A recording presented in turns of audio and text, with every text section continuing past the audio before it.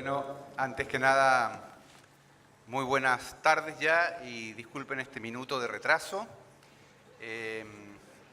Para mí es realmente un honor y un placer presentar al profesor, filósofo y sociólogo francés Gilles Lipovetsky, quien fue durante muchos años profesor agregado de filosofía de la Universidad de Grenoble y que inauguró con su libro La Era del Vacío, a comienzos de la década de los 80, una nueva forma de sociología crítica no pesimista, premunido de una narrativa sugerente, de un pensamiento que se sirve de la paradoja para romper esquemas e ir develando las nuevas formas en que la subjetividad muta en este tiempo que él llama la hipermodernidad.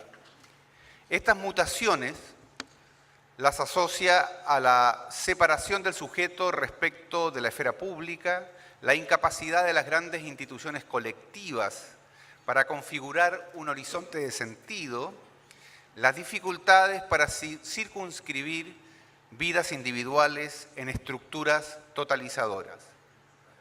Todo esto confluye en una suerte de intemperie, donde al mismo tiempo nos azota la confusión y gozamos de la libertad para experimentar con nuestras propias vidas. No hay en Lipovetsky una letanía nostálgica, como tampoco hay premoniciones apocalípticas, sino una observación clínica y hasta empática de aquello que la realidad presenta como incierto y resistente a las categorías convencionales de la reflexión social. Temas que recurren desde su obra inaugural son los del hiperindividualismo, el lugar central del consumo y el hedonismo en la vida actual, la compatibilidad de estos nuevos signos con una ética de mínimos que preserva la convivencia y el orden democrático, la inflación del narcisismo en cuanto a versión renovada y extrema del individualismo moderno y esta especie de euforia presentista con pérdida de conciencia histórica y de proyección de largo plazo. En este marco es donde Lipovetsky se constituye en un referente filosófico y sociológico que baja del templo y se sumerge en la polis. No solo mira, sino que además sintoniza con la vida cotidiana y la nueva sensibilidad, para hablar sobre ella y también con ella. Penetra de lleno en esta especie de culificación de la vida, donde las tecnologías de la gestión del yo encuentran su apogeo y una nueva oleada de secularización de las costumbres, libertad sexual, vidas a la carta, educación permisiva, marcan el paso hacia necesidades postmateriales y expresivas, propias de este capitalismo global, como él lo llama. En este camino, Lipovetsky visita a lo largo de toda su obra y disecciona distintos campos de la hipermodernidad. El sentido del deber, la moda, el culto a la felicidad, la estetización de los mercados, que será el tema de hoy, el lujo, la cultura mediática, el cine. Es imposible hablar de la hipermodernidad tal cual la ha ido perfilando Lipovetsky sin poner el acento en la crisis y los cambios de la subjetividad, las tensiones y los vértigos que atraviesan a los sujetos por dentro. No es casual tampoco el boom de la industria de la autoayuda y la masificación de un lenguaje psicologista.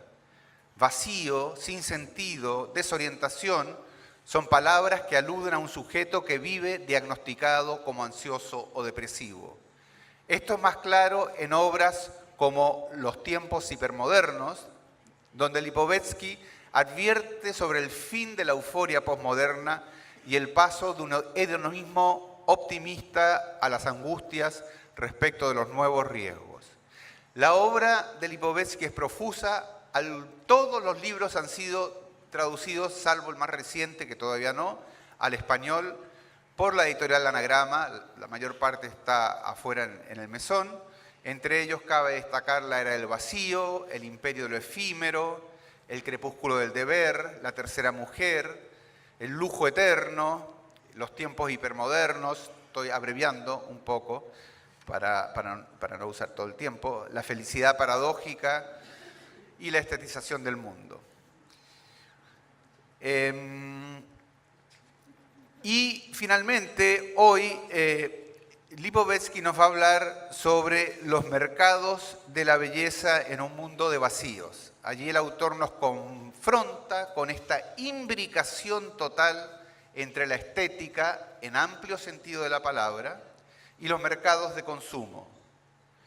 En un capitalismo global que rompe con el paradigma kantiano que separaba la esfera de lo bello de la esfera de lo útil, rompe también con el paradigma clásico burgués del buen gusto que confiere a la belleza su impronta elitista y que jerarquiza la cultura, y rompe también con el paradigma crítico en el que la mercantilización era sinónimo solo de alienación.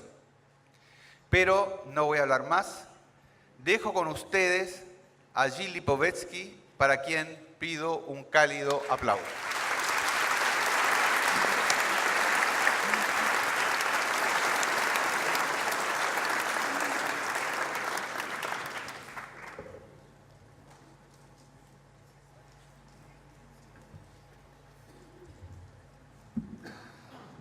Merci Martín por Gracias, cette Martín, belle por presentación. esta hermosa Je me suis presentación reconnu donde parfaitement. me reconocí Merci à perfectamente. vous Muchas tous gracias a d'être todos aussi ustedes nombreux por dans estar en cette forma tan numerosa si belle ville de en esta hermosa Valparaíso ciudad que es Valparaíso pour venir para discuter venir a ensemble discutir d'un juntos thème, sobre un tema qui nous touche que nos quotidiennement, afecta en forma à cotidiana: savoir les marchés de la los mercados sensibilité, de les la marchés de la sensibilidad, los beauté, mercados de la belleza, les marchés de l'émotion. los mercados de la emoción. Comme vous le savez, Tal le como ustedes saben, el capitalisme n'a pas capitalismo très bonne presse. no tiene una muy buena prensa. Et ce n'est pas nouveau. Y no es algo nuevo esto. Depuis le 19e Desde el siècle, siglo le XIX, capitalisme el capitalismo n'a jamais cessé nunca ha d'être dejado accusé de ser acusado d'être destructeur, por ser destructor, non seulement des no hommes, solamente de dans los les hombres mines, par en les las conditions de minas, travail, por las condiciones de mais trabajo, aussi dans la sino también en la culture, dans la cultura, beauté. en la belleza. Des auteurs comme Autores Ruskin, comme William como Morris, William Morris, dès por le ejemplo, 19e desde el siècle, siglo ont dénoncé la XIX, han denunciado mécanisation la moderne, mecanización la moderna, laideur, le la mensonge, pesantez, les la produits mentira de los industriels, productos le industriales, kitsch, la répétition lo des kitsch, la produits repetición de los qui créent un productos que univers crean un d'horreur. universo de horror. Et le phénomène Y se el fenómeno continúa hoy en día a través de la crítica sistemática de la televisión, de las series, de la industria cultural, que produce un mundo de banalidad, sin olvidar evidentemente el urbanismo moderno, que muy a menudo es monótono y aburrido. Y finalmente, sobre todo, el capitalismo de alguna manera está rompiendo con la belleza natural, destruyendo la belleza natural con la contaminación, las destrucciones del microclima. Entonces la constatación es grave y afecta a los paisajes, afecta a la cultura, afecta a los objetos. Todo parece como si nosotros viviéramos en un mundo de horror, en un mundo que no deja de volverse más pesado y que destruye en todas partes sistemáticamente la belleza y el encanto. Hay que ser claros. Estas críticas a menudo son justas. Yo no voy a ir en contra de esto, porque sería el colmo de dandismo intelectual hacer todo esto. No. Estas críticas son absolutamente justas, pero a condición de no ir demasiado lejos y de ver que también existe otro aspecto de las cosas. Cuando yo comencé a trabajar en este tema, observaba simplemente que los intelectuales, las personas que se dedican a reflexionar sobre el capitalismo, muestran el horror de este mundo, pero al mismo tiempo escuchan música, les gustan los grupos de rock, les gustan el pop, van al cine, las mujeres les gusta la ropa que se compran, les gustan los productos de belleza, les gusta viajar, les gusta hacer turismo. Entonces, ¿cuál es el lugar que tiene esto? Si nosotros consumimos únicamente la parte desagradable, si estamos en un mundo de enajenación estética total, entonces los intelectuales viven ¿cómo? Porque a ellos también les gustan sus autos, les gustan sus teléfonos celulares, les gusta el interior de la casa, a ustedes les gusta su casa, con la forma en que ustedes la están decorando, les gusta también arreglar su jardín, por ejemplo. Entonces, ¿cuál es el lugar que ocupa esto? ¿No tenemos que dar una significación o no hay tal vez una positividad a pesar de todo en este sistema? Y eso es lo que me condujo entonces a mostrarles que si el capitalismo es destructor, que es innegable, al mismo tiempo es el único sistema económico que ha anexado en su funcionamiento intrínseco el paradigma estético, y eso sin ningún precedente. Esta dinámica comenzó lentamente, pero en un momento que perfectamente podemos mostrar, y que es la segunda mitad del siglo XIX. Permítanme darles un pequeño ejemplo porque ustedes van a entender muy rápidamente el sentido de todo esto. A mitad del siglo XIX, discúlpenme, pero es un ejemplo francés el que voy a dar, es el invento, la invención de las grandes tiendas, department stores. Antes las tiendas eran boutiques chiquititas. Balzac criticaba estas pequeñas tiendas donde se apila la mercancía. De alguna manera es un mercado donde se van poniendo cosas tras otras y las personas compran. Ustedes van, se pasean, miran y luego compran. Y a partir de mediados del siglo XIX hay entonces un comerciante que se llama Aristides Boucicaut,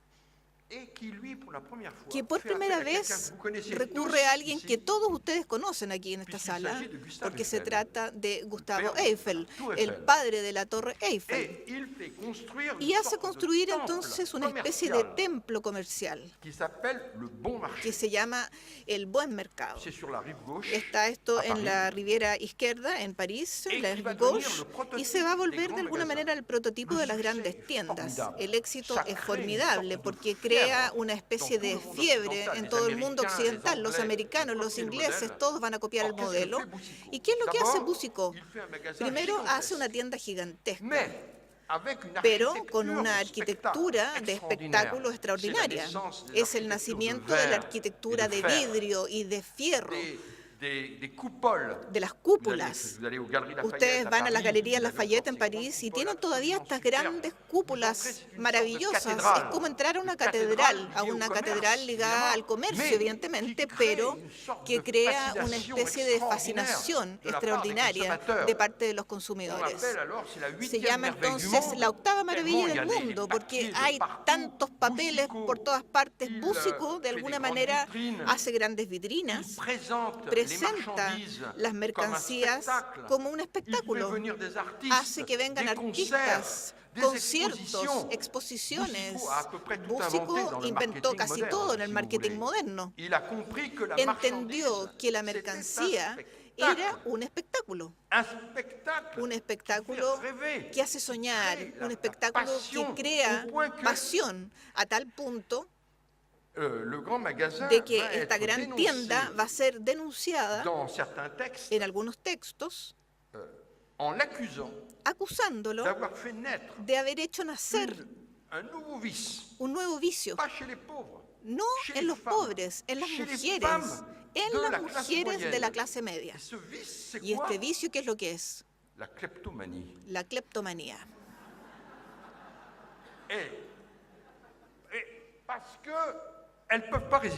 Porque no pueden resistirse, entran, ven este espectáculo, ven todos estos objetos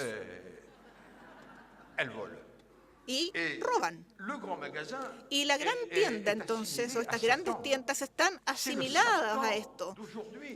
Es como el Satanás de hoy día. Zola va a escribir también Au Bonheur des Dames, un libro que yo les invito a leer, donde con su realismo se inspiró directamente, y es lo que dice en el libro, que justamente es muy claro, se inspiró de Boucicault para mostrar el trabajo. Hoy día se llamaría la manipulación, pero hay que discutir el término. Pero la forma en que el gran comercio va a llegar a atraer a las personas, no solamente a través de mercancías y productos, sino a través de la estetización de la mercancía. Y en ese caso tenemos entonces como germen lo que se va a desarrollar posteriormente en todas partes en los universos del consumo y que vamos a encontrar en la publicidad, en el diseño, en el cine, en la música grabada, en el packaging. Todos estos dispositivos marcan el matrimonio, la alianza, la combinación de la mercancía y de la estética. Durante más de un siglo, este capitalismo sigue siendo relativamente marginal. Están las grandes tiendas, el inicio también del cine, los discos de 68. Bueno, son pequeños mercados de alguna manera, pero hoy en día, y este es justamente el tema de la conferencia, son actividades económicas que marcan un desarrollo considerable, le dan un lugar considerable en la economía global. Estamos en efecto en un momento en que la actividad estética del capitalismo pasó a ser estructural, exponencial, presente en todos los sectores del consumo de la mercancía. Vivimos, en otros términos, no como lo decía al inicio, el tiempo de la disminución, de la eliminación de la estética en el universo contemporáneo. Vivimos el tiempo de la proliferación, de la inflación estética que lleva por el capitalismo del hiperconsumo. Esta era de la estetización de los mercados es excepcional en la historia, porque hasta entonces el arte, los procesos de estetización reenviaban a pequeños mundos, el mundo de la iglesia, que encargaban el arte para las catedrales, para los cuadros de la iglesia, que encargaban todas estas obras de arte, y en el Renacimiento el mundo de los príncipes, de los reyes, que eran por lo tanto pequeños mundos. Era el mundo de la tradición y no era el mundo del arte, el común y corriente. Desde ese punto de vista, una nueva página histórica se abre. Esta nueva página es la que ve triunfar precisamente el arte para el mercado, el arte por el mercado. Propuse llamar a este nuevo estado de la economía neoliberal por un término que es una suerte de máxima, el capitalismo artista o capitalismo transestético. Es casi una contradicción, casi chocante, asociar el capitalismo con esta máquina proveedora, como decía Marx, los seres, la cultura, a esta cosa sublime que es el arte. Y sin embargo, es lo que está ocurriendo. El capitalismo artista se define muy precisamente por la incorporación sistemática, estructural, del parámetro estético en todos los sectores que abordan el consumo. Y preciso esto, No es todo el capitalismo que participa en esto. El capitalismo financiero no tiene nada que ver con el capitalismo artista. El capitalismo artista alcanza lo que llamamos el capitalismo de consumo, donde el consumidor son entonces a nivel doméstico que compra para su vida cotidiana. Esta dimensión estética reenvía evidentemente a todas las operaciones formales, la decoración, la estilización, la seducción de los productos, el diseño que actualmente no para de desarrollarse. Miren los antiguos aeropuertos, lo que fueron realizados en los años 50, 60.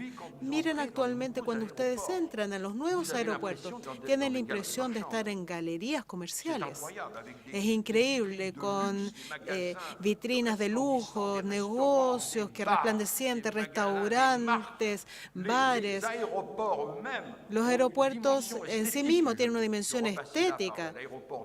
Pasé por el aeropuerto de Madrid con un desplante espléndido y ven que tienen en el interior mismo, donde debería ser estrictamente funcional, que es el aeropuerto, debería ser eficaz, pero no basta actualmente. La eficacia debe casarse, emparejarse con esta cosa experimental que es la emoción. Entonces los aeropuertos, las estaciones de ferrocarriles pasan a ser entonces objetos con un trabajo estético. Vean los restaurantes, los bares, el trabajo permanente de estetización de los espacios comparados con los pequeños cafés de barrio que conocí en los años 50 que no tenían ningún trabajo estético. Actualmente se ve que intervienen arquitectos de interior, los conceptores, que trabajan en lujo para complacer y para complacer desde la emoción estética. Pero estética debe comprenderse también en el sentido griego, primitivo de aistesis. Aistesis en griego es la sensación, es el primer sentido de estética. Luego los modernos van a añadir el sentido de la belleza, pero inicialmente son las sensaciones. Pues bien, el capitalismo artista es también este sistema que explota, moviliza, solicita placer, el placer de las emociones, y ese es este sistema que hace este llamado a las emociones, que estimula los afectos, el imaginario, el que nos hace soñar, sentir, que nos divierte. Así, es un sistema que construye, en vista del provecho, los mercados de la sensibilidad, como podríamos llamar. El capitalismo artista funciona en ese sentido como una ingeniería de los sueños, de la emoción y del imaginario. Y es lo que hace que estemos fascinados por la mercancía, este fetichismo que puede movilizar todo lo que alcanza, todo lo que se toca. Tomen una industria como el cine, como la música, son fábricas de emociones que nosotros vendemos, que compramos y compramos emoción. Mientras que tradicionalmente la economía es la que produce productos útiles, aparte de algunos productos de lujo, que no tenía, todo lo demás no tenía nada de estético, pero actualmente sí. En este momento, ¿cuáles son los rasgos estructurales que caracterizan este nuevo rostro del capitalismo que nos tienta? Primer rasgo, nos reenvía al triunfo generalizado del diseño. Ya no hay objeto, desde el más banal al más sofisticado, que ignore la intervención del diseño. Incluso los productos que antes eran los más utilitarios, que no tenían nada que ver con la dimensión estética, los anteojos, los relojes, los cepillos de dientes, Los letreros comerciales, luminosos, todo eso actualmente es objeto de un trabajo estético. Se hace intervenir diseñadores. Stack pasó a ser una persona célebre con su cepillo de dientes. Un cepillo de dientes que es totalmente utilitario. Pero no, espérense, se necesitan colores, se requiere una colección de cepillos a dientes presentados como vestimenta. Se tiene incluso un trabajo estético sobre el papel higiénico, sobre los basureros. Una dinámica de estetización sobre el diseño para que sea bonito, para que le venga el resto de los colores del baño. Ya no hay absolutamente ningún objeto que se libre de este trabajo de diseño generalizado. Un diseño que actualmente no es solo en objetos materiales, pero que también invierte en los olores, en las sensaciones táctiles, en el sonido. Actualmente usted entra en un negocio y huele a lavanda, la lavanda francesa, y entonces la felicidad misma, se sienten como transportados en un paisaje y compran. La estetización, verán, de la atmósfera, del marco mismo del negocio. Esta importancia del diseño no es novedosa. Desde 1880, donde está el nacimiento de los productos que se venden en paquete, que va a nombrarse, por lo tanto, el packaging. Se compraba leche y se tomaba entonces una botella de leche, se pagaba y ya. Con la producción masiva, la producción en serie, se venden productos que ustedes no ven, no los tocan, no los sienten. Se venden en paquete. ¿Pero qué paquete? Entonces allí hay que encontrar un paquete que sea atractivo, que se distinga el uno del otro. Entonces el trabajo de packaging pasó a ser algo de relevancia con respecto a las emociones, la sensibilidad, los placeres. Y por todas partes tenemos este fenómeno. Se requiere packaging, se necesita grafismo con letras que nos agraden, etcétera.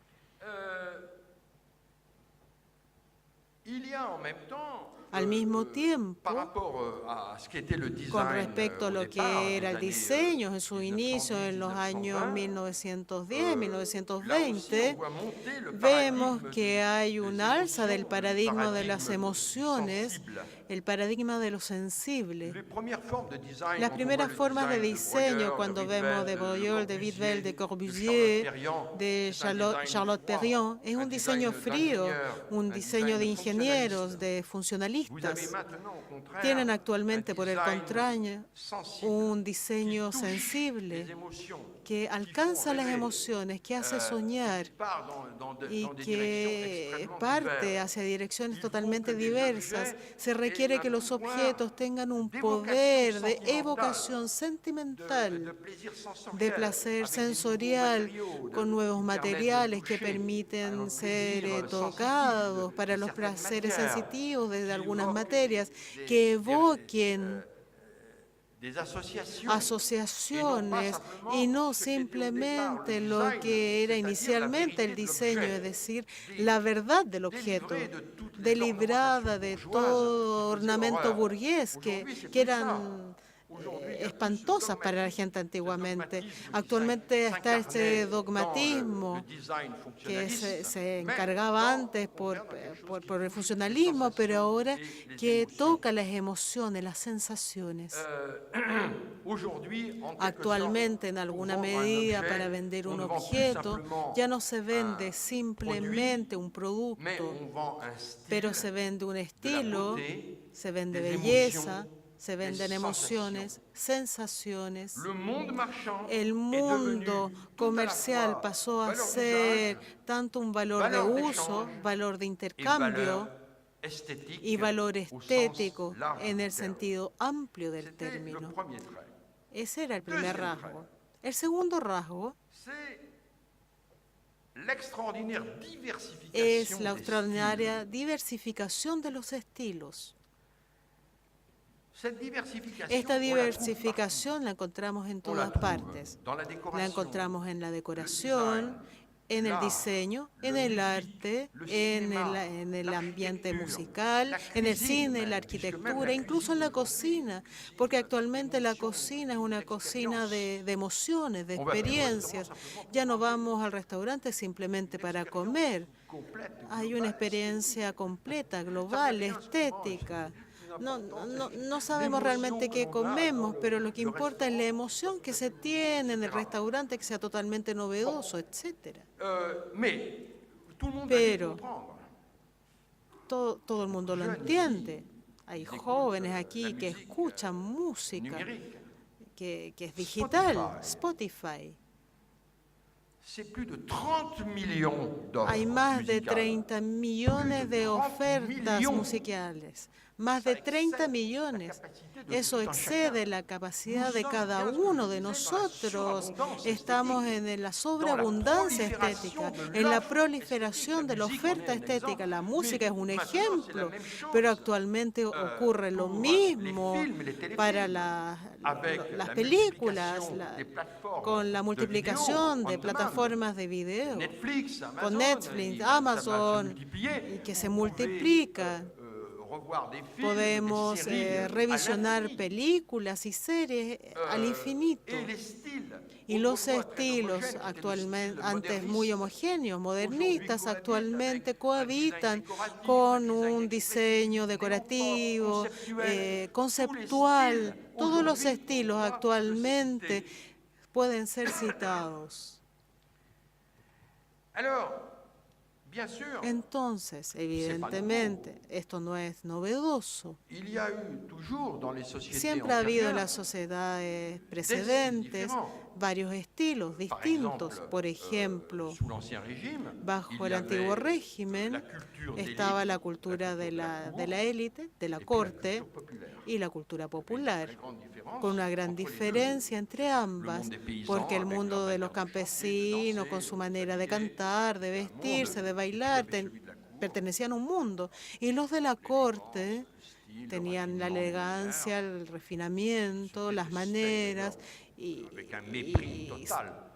despreciaban, se detestaban enormemente los unos y los otros. Y esa es la diferencia, que en los mundos predemocráticos había diversidad, había diferencia, pero estaba jerarquizada.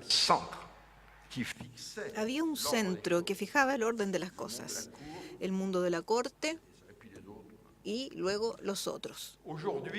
Hoy en día estamos en un mundo de una cultura fragmentada, balcanizada, y todos los estilos cohabitan, sin que exista la posibilidad de hacer una jerarquía. Entonces, presentado así, es fantástico. Estamos en la proliferación, en la profusión de estilos, de ofertas musicales, de películas, de objetos, de profusión. Y hay ahí una paradoja impresionante, porque al mismo tiempo no tenemos esa sensación de diversidad. Estamos en una lógica de Star System, es decir, mientras más ofertas hay y mientras más el éxito se concentra en una ínfima minoría de estos títulos, tienen una proliferación de ofertas, por ejemplo, en materia de cine, en todo el mundo. Pero más de 8 lugares de cine de 10 están tomados por películas americanas. Tienen una proliferación de películas. Estos films han sido producidos, pero hay una minoría de gente la que los está viendo. Hay una discordancia completa entre esta proliferación y la realidad misma del mercado, donde el éxito o los éxitos son cada vez más enormes y de alguna manera corren con todo, la celebridad, el dinero, etc. Y los otros quedan o no queda casi nada. es lo que podemos llamar de alguna manera la economía del Star System. Hubo algunas teorías que dijeron sí, de acuerdo, pero van a ver, la economía digital va a hacer desaparecer todo esto. Esa es una teoría en la que se dice que, bueno, ahora gracias a Internet, gracias a lo digital, todo va a ser almacenado en algo inmaterial, y los pequeños títulos de las canciones, por ejemplo, o libros que no tienen existencia global en la sociedad, finalmente con el tiempo van a existir, porque va a ser muy fácil disponer gracias a Internet. Es hiper simpática esta teoría, muy simpática, pero yo creo que es falsa, lamentablemente. No es lo que se observa, por lo menos.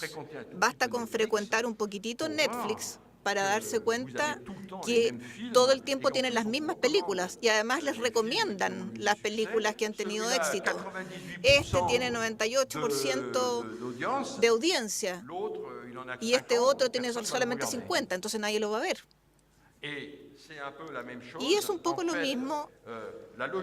La lógica del Star System es una ley terrible porque no hay censura, no hay ninguna limitación. Se hace no porque el mercado sea diabólico, sino porque nosotros somos víctimas de la proliferación. El éxito llama al éxito y oculta a los otros. Es lo mismo para los museos. En Francia tenemos una proliferación de museos, tal como ustedes lo saben, pero hay 10 o 15 museos en Francia de 1000 que concentran todo el público. Todo el mundo quiere ir a ver a esos museos. Quieren ir a Orsay, quieren ir al Louvre, y hay una proliferación de otros lugares donde nadie va, o muy pocas personas, y nadie lo impide, pero es así. Bueno, esta es la paradoja, una de las primeras paradojas, y es que la oferta es gigantesca, pero la realidad concreta es que la persona escucha la misma música, va a ver las mismas películas, porque son celebridades. Y eso pasa lo mismo en el mundo del arte. Nunca ha habido tantos artistas. Y en realidad todos los grandes éxitos se concentran a 10 o 20 artistas mundiales que de alguna manera están en el primer lugar y que tienen un éxito internacional. El tercer rasgo característico de este capitalismo artista hipermoderno es la escalada de la moda, que se ha vuelto una estructura del capitalismo mercantil. Efectivamente, el mundo del comercio, de las mercancías, hoy en día obedece a un proceso de aceleración sistemático de los cambios de estilo, de modas. Los productos, o la mayoría de los productos, no duran más de un año. Se evalúa más de 20.000 productos nuevos en Europa en la producción.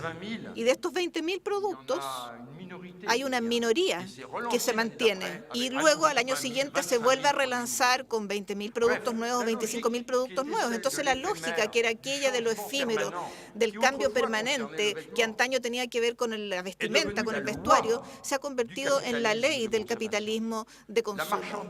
La mercancía hoy en día ha absorbido esta pequeña lógica que nació en Occidente, que era la moda en el mundo de la élite y que concernía el parecer. Lo que concernía el parecer hoy día toca los objetos, toca la música, toca la cultura. Está en todas partes la lógica de lo efímero, que va por delante por razones ciertamente económicas, obviamente, porque es una excelente forma de relanzar los negocios.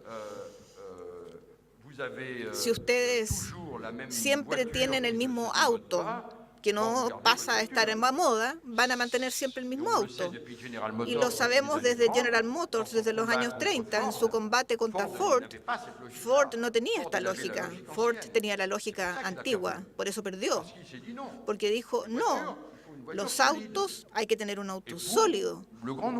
Y para una gran cantidad, entonces paga más caro a sus obreros para tener un auto que funcione bien y que sea sólido. Pero detestaba la moda. Era un puritano americano. es el capricho, es el vicio, digamos. General Motors, dans les Entonces années 30, General Motors en los años 30 entiende las cosas de una manera distinta y dice, no, la gente no compra solamente un auto para desplazarse de un lugar a otro, compran un auto también por el placer de mostrarse, leur visage social. por su imagen social. Y si cambiamos entonces un color, por ejemplo, en el auto, o cambiamos un pequeño detalle, estamos relanzando y en vez de guardar el auto, la vende y compra otra. Formidable pour le business. Fantástico para el negocio, À force, porque on si bouge pas no, beaucoup. realmente las cosas no se mueven mucho. La lógica de la moda, evidentemente, es Levier. una palanca formidable del desarrollo del negocio hasta el infinito, porque ahí ya no hay límite. On peut relancer en Podemos permanence, relanzar même par des petits permanentemente, détails, par des incluso choses con pequeños futiles. detalles, con cosas Et c'est muy évidemment futiles. souvent ce qui se passe. Y es lo que On sucede change muy a menudo. très peu de Se choses cambian muy et on pocas recrée, cosas on y se relance recrea, le désir. se relanza el deseo. À présent, Actualmente, les jeux, les los sports, juegos, les los accessoires, deportes, los les accesorios, parfums, los la perfumes, la télévision, televisión, l'hygiène, la higiene, l'alimentation, la alimentación, les loisirs, el esparcimiento, plus rien ya casi no hay dans nada le domaine de la en el ámbito consommation del consumo n'est extérieur que no sea aux mécanismes exterior de la mode, a los mecanismos de la moda o a los mecanismos de la seducción éphémère. y de lo efímero.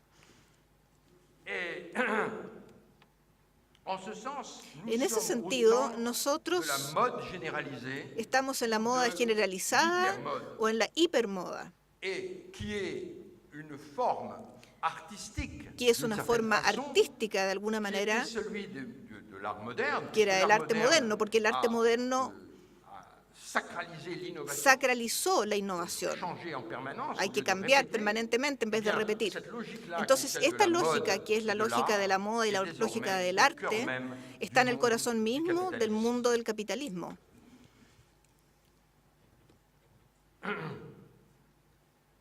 Alors, dans ces conditions, on passe Entonces, en à estas la- condiciones, à l'autre caractéristique, pasamos a la otra l'avant-dernière característica de ce capitalisme de este capitalismo artiste, artista, a la penúltima, y que es lo que yo llamo una lógica de hibridación. le capitalisme artiste El capitalismo ne se caractérise pas artista no se seulement caracteriza par solamente l'esthétisation por la systématique estetización du marché, sistemática de los mercados, il est aussi ce système sino qui a que es réussi también à este brouiller sistema que logró de alguna manera confundir la oposición classique entre lo entre clásico, l'économie, entre la economía, l'art, entre el arte, la moda, la culture. la cultura. Dans le monde moderne, En el mundo moderno, les choses, dans les sociétés en las anciennes, sociedades antiguas más bien dicho, siempre hubo esta mezcla. mais dans les sociétés Pero en modernes, las sociedades modernas, Max Weber a beaucoup développé cette esto se thèse-là. desarrolló mucho por Weber en Il y a- esta tesis, il y a eu une séparation hubo des una sphères. separación de las esferas. Donc, l'économie, La economía, l'art, entonces, la mode, el arte, la culture, la moda, tout la cela cultura, obéit todo à des eso lois obedece spécifiques. a leyes específicas. Or, on est maintenant Ahora bien, hoy à en día l'heure du mélange estamos des en la genres, hora de esta mezcla de estilos, croisement, de este cruce, de l'hybridation de hibridación de la de economía l'art. y del Et c'est arte. pour ça que je Y es parle por eso que d'un yo hablo capitalisme justamente de un capitalismo transesthétique. transestético. Et je ne parle pas d'un capitalisme Y no hablo de un artistique. capitalismo artístico. L'image d'un capitalisme La imagen artistique, de un ce serait un capitalismo artístico qui est sería un devenu capitalismo esthétique. que se volvió esteta. No, el capitalismo no se volvió así, Mais pero il joue sur juega les o différents actúa registres en los et qu'il distintos arrive registros à y llega mélanger. a mezclar.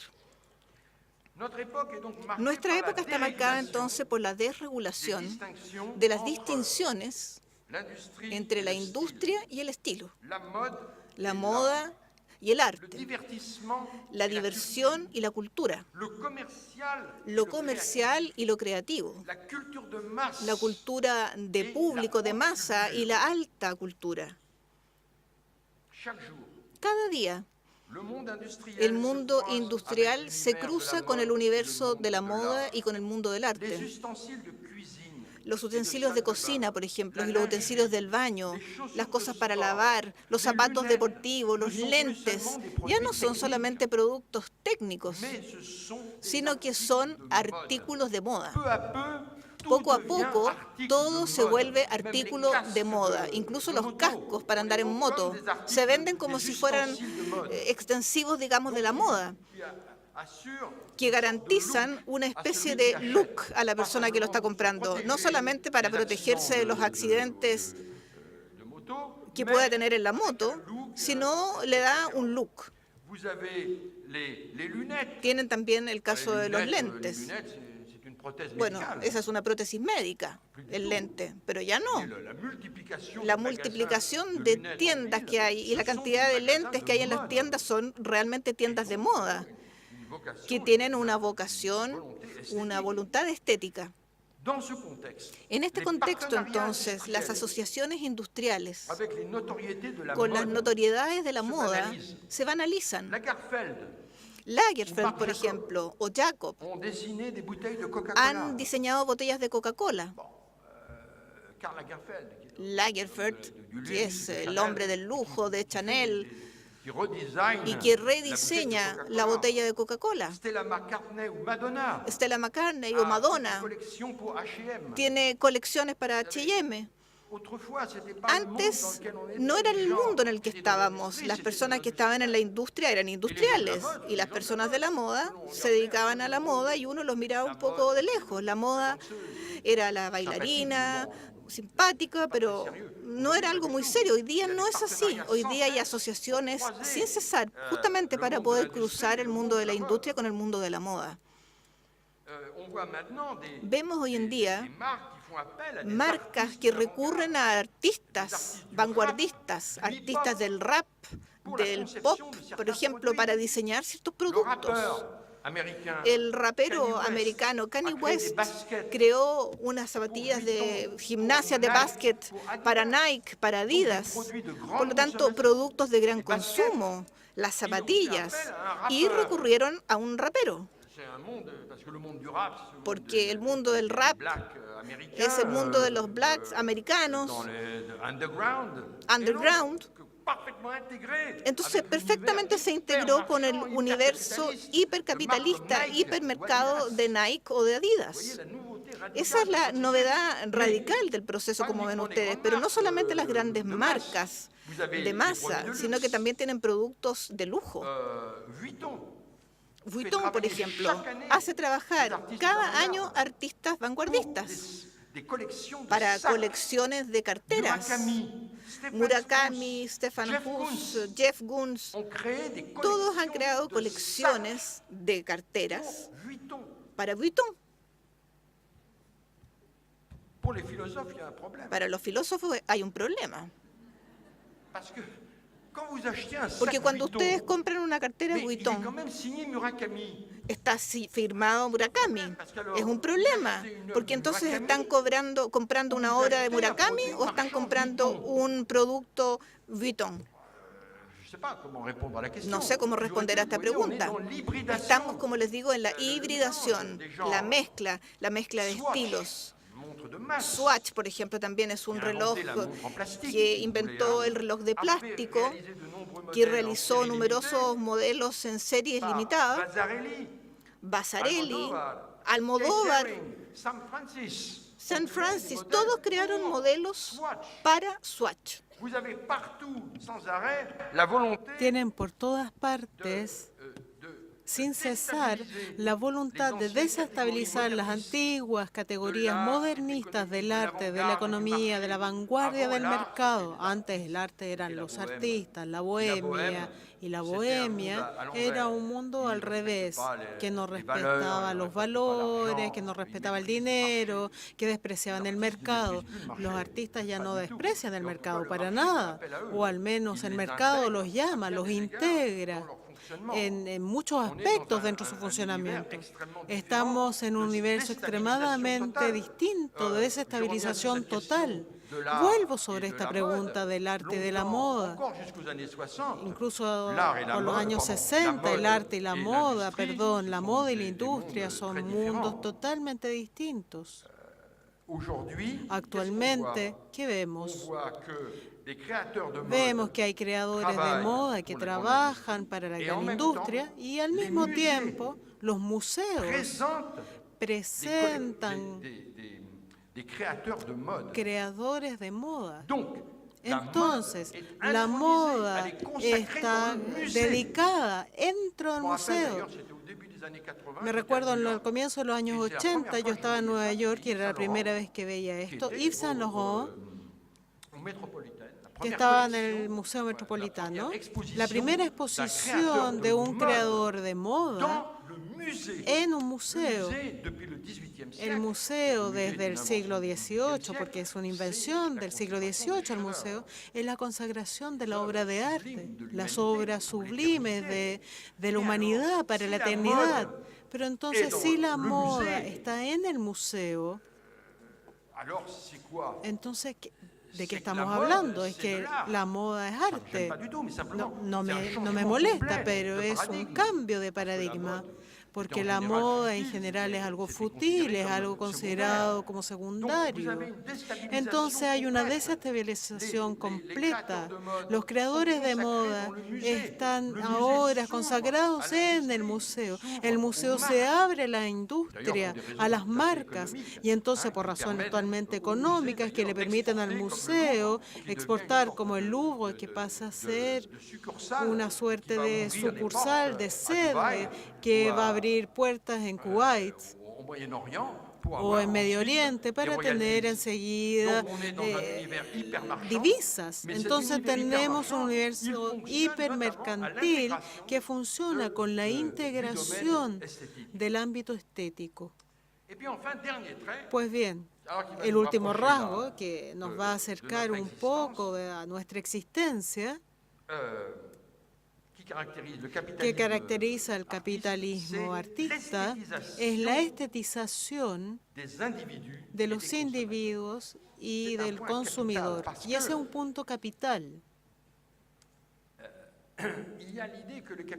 Está la idea que el capitalismo empobrece la existencia, que las personas ya no hacen más que mirar pornografía, cosas nulas, y que las cosas del arte, la belleza ya no les interesa. Pienso que ese es un completo error de lectura. Asistimos, por el contrario, a la democratización de los deseos y de las aspiraciones estéticas.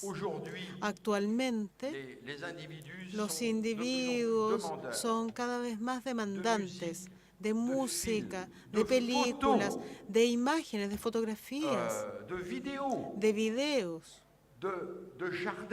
de jardines, de paisajes. El capitalismo, por su oferta proliferante, ha creado la necesidad, el deseo de consumir productos estéticos. Delante daba el ejemplo de la música, totalmente revelador. Hemos pasado a ser consumidores permanentes de obras de arte. Entonces, evidentemente, dejo de lado aquí porque no tengo el tiempo de analizar qué entendemos por arte. Pero soy como Baudelaire, que abrió la moda y el maquillaje al arte, me siento autorizado igualmente de ampliar el concepto de arte. Y asistimos entonces a la expansión considerable de los deseos artísticos y no solo a su degradación. Verán cómo, por ejemplo, y doy este ejemplo luego de la música, que pueden ver el turismo, por ejemplo. El turismo es un fenómeno que hace reír. Porque si hay alguien que parece, o algo que parece contrario al arte, es el turismo. El turismo no tiene buen semblante. El turista está allí con sus zapatillas, sus poleras, que come sándwiches en un papel grasoso, vulgar, habla fuerte, no deja tomar fotografías, es nulo. Muy bien, pero es una imagen muy insuficiente de lo que representa el turista. En realidad, el turista está allí al acecho de experiencia estética, en el sentido de Paul Valéry, es decir, de impresiones inútiles. El turista atraviesa el planeta en completo. ¿Para qué?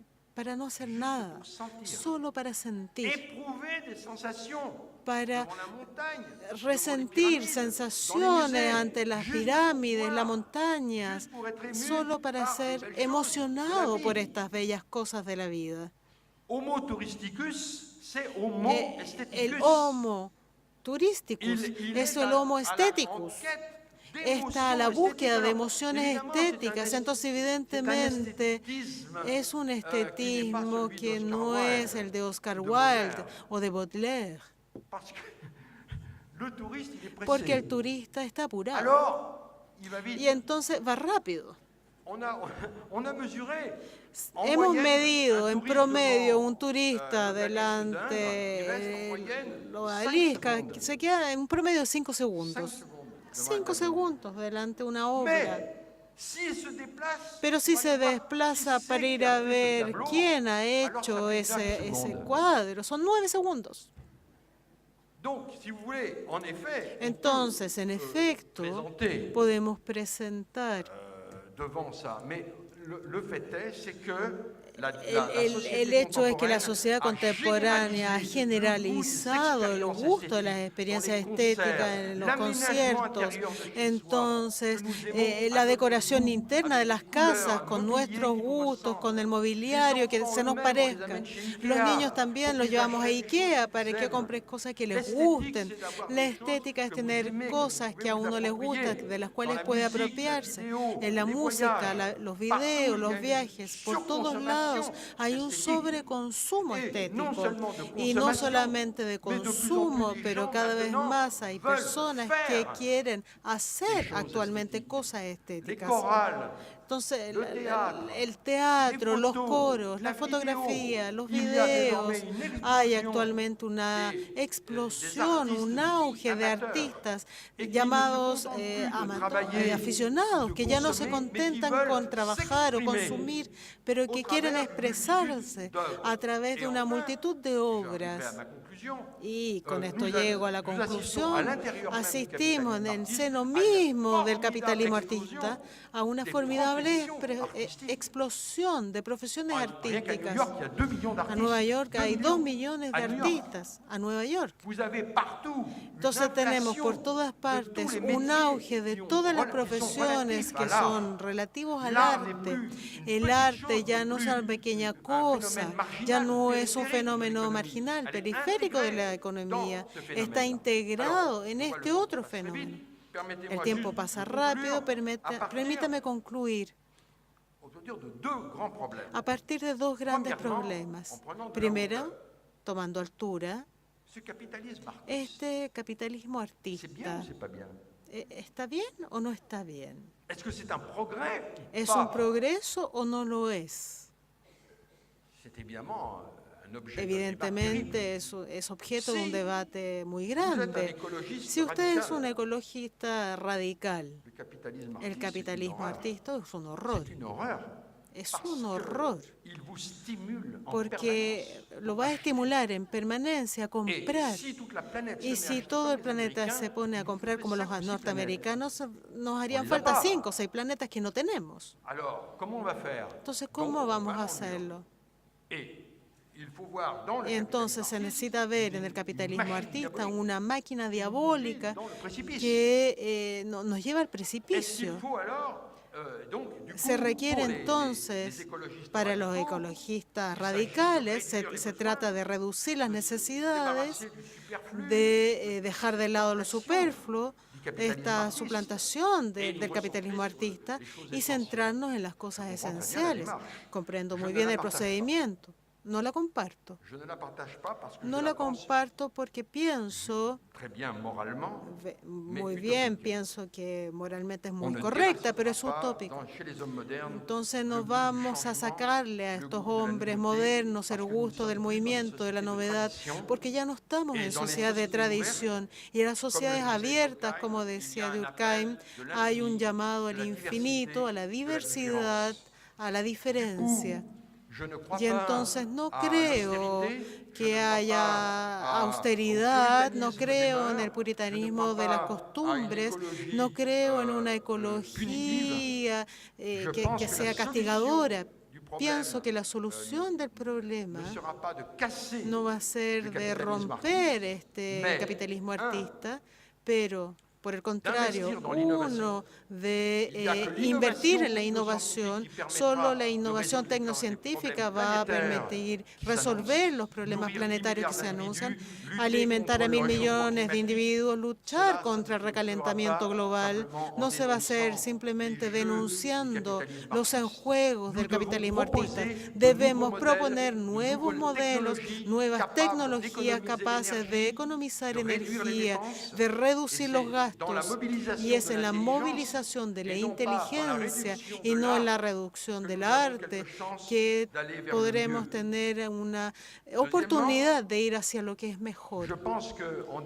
Y pienso que pese a todo esto, tenemos críticas por hacer frente al capitalismo artista que frecuentemente no está a la altura de sí mismo. Debemos luchar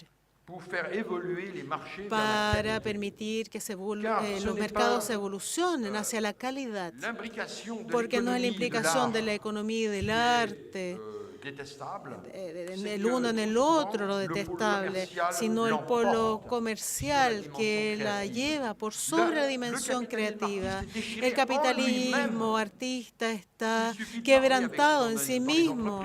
Basta con hablar con la gente de las empresas. Está el cuento comercial, contable, que quiere continuamente bajar los costos y el polo creativo que quiere hacer bellas cosas en las escuelas que tratan de comprender en estos mundos donde la fealdad no se vende bien. Debemos ir hacia el sentido de la creación, que es de una aspiración legítima de los hombres modernos. Y para eso debemos tener una inversión en la sensibilización del management hacia el arte, trabajar hacia los mercados de calidad y no simplemente hacia el consumo de masas. Y finalmente el último punto, y es un problema gigantesco, el capitalismo artista finalmente nos hace felices. La interrogante se plantea porque estamos abiertos a muchas cosas. Tenemos la música, tenemos series, podemos viajar, tenemos cosas muy bellas en casa, tenemos muchas cosas bellas que nos agradan, pero ¿somos más felices? La respuesta es no. En todas partes tenemos estrés, ansiedad, depresión. Es algo creciente en nuestro mundo. Por lo tanto, hay una inflación artística, estética, pero que no tiene su corolario en la felicidad de las personas. Entonces, ¿qué es lo que hay que hacer frente a esto? Yo no creo que sea el arte el que dé la felicidad, pero pienso que puede dar momentos de felicidad. No es lo mismo. Y esta es la razón, y me voy a detener justamente en este punto. Yo creo que tenemos que reevaluar, tenemos que rehabilitar la educación artística en los colegios. Yo pienso que es una aspiración profunda de los ciudadanos. Los ciudadanos tienen una fuerte demanda por poder tener un desarrollo personal. No quieren simplemente comer, quieren algo más. Quieren poder desarrollarse en la vida. Y a menudo el trabajo no lo permite. El trabajo es duro, hay competencia, hay que obtener resultados. Tenemos muchos diplomas y luego hacemos un trabajo que no es formidable. Y las personas sufren de eso. Hay una frustración. Y para muchos, para luchar contra esa frustración, ¿qué es lo que les queda? El supermercado. No es una solución. No es deseable. No está mal, pero no es deseable. Se puede hacer algo mejor. Pero para poder hacerlo mejor hay que inculcar el gusto. Y el gusto es algo que se forma, no está en los genes. Se forma en la escuela. Hay que dar una educación artística, práctica, para poder formar la sensibilidad artística. Y de esta forma vamos a poder entonces luchar de manera eficaz contra justamente este creciente consumismo, no a través de cruzadas moralistas, sino dando otros deseos, aspiraciones, el deseo de hacer, de producir, de escuchar arte, lo que nos gusta. Yo soy espinosista, yo pienso que se combate una pasión solamente con otra pasión y no a través de la razón. Dándole a la gente nuevos gustos, dándoles la posibilidad de amar la música, de practicarla, de pintar, de hacer múltiples cosas, en vez de precipitarse a ir al supermercado. Bueno, así van a ir a tocar piano, van a ir a una orquesta con amigos o van a escribir un libro. Es un poquito mejor que ir a un supermercado, ¿no? Les agradezco su atención.